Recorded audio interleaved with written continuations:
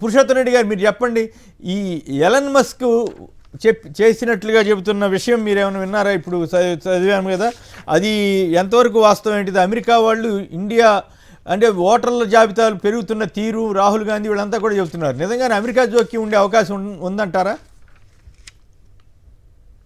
అంటే మీకు చరిత్రలో కూడా మనం చూసాం. అమెరికా ఆ మన వివిధ ప్రపంచ దేశాల చాలా దేశాల అంతర్గత విషయాల్లో ప్రత్యక్షంగా పరోక్షంగా జోక్యం చేసుకొని తన అజమాయిషి నిరూపించుకుంటున్న విషయం అనేక సందర్భాల్లో చూసాం. అది నేరుగా చేయదు ఎప్పుడు. అది కూడా ప్రపంచ బ్యాంకు, IMF లాంటి ఆర్థిక సంస్థల ద్వారా రుణ సహాయాన్ని చేస్తూ వాళ్ళ షరతులు పెట్టి పెత్తనం చేయడం ఒక పద్ధతి చూసాం. సైనిక సహకారం పేరుతో చూసినాం. ఇప్పుడు ప్రత్యక్షంగా చూస్తున్నాం. పరోక్ష పద్ధతిలోనే అమెరికా ఇన్ఫ్లుయెన్స్ అనేది మనకు పక్క దేశాల మధ్య గొడవలు పెట్టినప్పుడు ఇంటర్ఫేర్ కావడం, జోక్యం పేరుతో ఐక్యరాజ్య సమితి ఇంటర్ఫేర్ పేరుతో అనేక సమస్యలు పేరు చేసి అమెరికా ఇప్పుడు డైరెక్ట్ గా చేసుకుంటుందని ఎలన్ మస్క్ గారు ఇచ్చినటువంటి వారితో వచ్చినటువంటి వార్తలు బట్టి మనకు కనబడుతుంది. ఇది చాలా ప్రమాదకరం. ఆల్రెడీ అమెరికా ఆధిపత్యంలో చాలా దేశాలు నలిగిపోతున్నాయి. అంటే ఇక్కడ ఈ మధ్య కాలంలో రెండు ఘటనలు.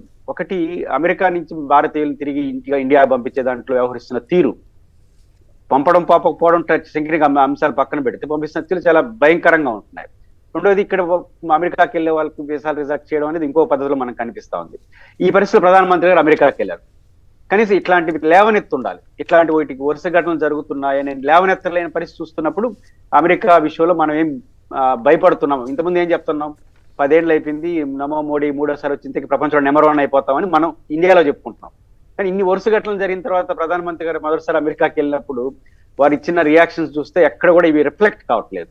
మీకు గుర్తుంటే KR నారాయణన్ గారు బిల్ క్లింటన్ లేకపోతే ఇంకెవరో వచ్చి కాదు అమెరికా అధ్యక్షుడు వచ్చినప్పుడు వెల్కమ్ అడ్రస్ చెప్తూ చెప్పాడు. చాలా అద్భుతమైన ఉపన్యాసం చెప్పాడు. ఆయన ఇంటికి భోజనాలతో మా భారతదేశం యొక్క గొప్పతనం ఏంటో చెప్తూ అమెరికా అధ్యక్షుని క్వశ్చన్ చేశాడు. భారతదేశ గడ్డ మీదనే UPA గవర్నమెంట్ ఉన్నప్పుడు నారాయణన్ గారు.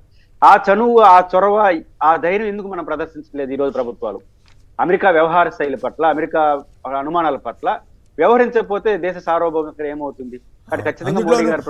మనం చూసాం కదా, ఆంధ్రప్రదేశ్లో కూడా ఓటర్ల జాబితా పెరగటం, VVPAT స్లిప్పులు లేకుండా చేసేయటం, మహారాష్ట్రలో డైరెక్ట్గా రాహుల్ గాంధీ ఎన్ని లక్షల ఓట్లు పెరిగినాయని చెప్పటం, ఇవన్నీ చూస్తే ఈ డౌట్స్ ఎలన్ మస్క్ చేసినట్టు చెబుతున్నటువంటి వ్యాఖ్య మరి సోషల్ మీడియాలో వచ్చింది. అది చాలా డేంజరస్ పరిణామం మీరు అన్నట్లు. ఇప్పుడు ఎలన్ మస్క్ గారు గతంలో కూడా భారతదేశ ఎన్నికల పట్ల కూడా ఆయన చెప్పాడు. బ్యాలెట్ పేపర్ యొక్క అవసరం, ఈ EVM లో జరిగే లోపాల గురించి ఆయన చాలా ఎఫెక్టివ్ గా చెప్పాడు. నార్మల్ పర్సన్ అయితే కాదు కదా ఆయన చెప్పాడు. దానికి అనుగుణంగా ఇప్పుడు భారతదేశంలో ఏం జరుగుతుంది? EVPATలు, EVMలు క్రాస్ చెకింగ్ చేసుకోవాలి. 40 రోజులు ఉండాల్సిన 20 రోజులు ఎందుకు గాలి చేసినారు? ఈ రోజుకి ఇప్పుడు ఆంధ్రప్రదేశ్ లో సుప్రీంకోర్టు జోక్యం చేసుకుని విచారణ చేసిన వైసీపీకి సంబంధించిన బాలినేని గారు గతంలో విజయనగరం MP పోయింది, వరకు ఓకే అయింది అనుకుందాం. రేపు ఏం క్రాస్ చెక్ చేయాలి? అయిపోయింది. 2 క్రాస్ చెక్ చేయడానికి స్కోపే లేకుండా పోయింది. అంటే ఇట్లాంటి అనుమానాలు పెరగడానికి ఎలన్ మస్క్ చేసిన విమర్శలు తాగి వస్తుంది. కాబట్టి ప్రభుత్వం ఇండిపెండెంట్ గా వ్యవహరించి చెప్పదలుచుకుంది సూటిగా అమెరికాకు చెప్పాలి. అదేవిధంగా ఈ వస్తున్న ఆరోపణల పట్ల ఎలక్షన్ కమిషన్ సరైన వివరణ ఇస్తే నమ్మకం కుదురుతుంది.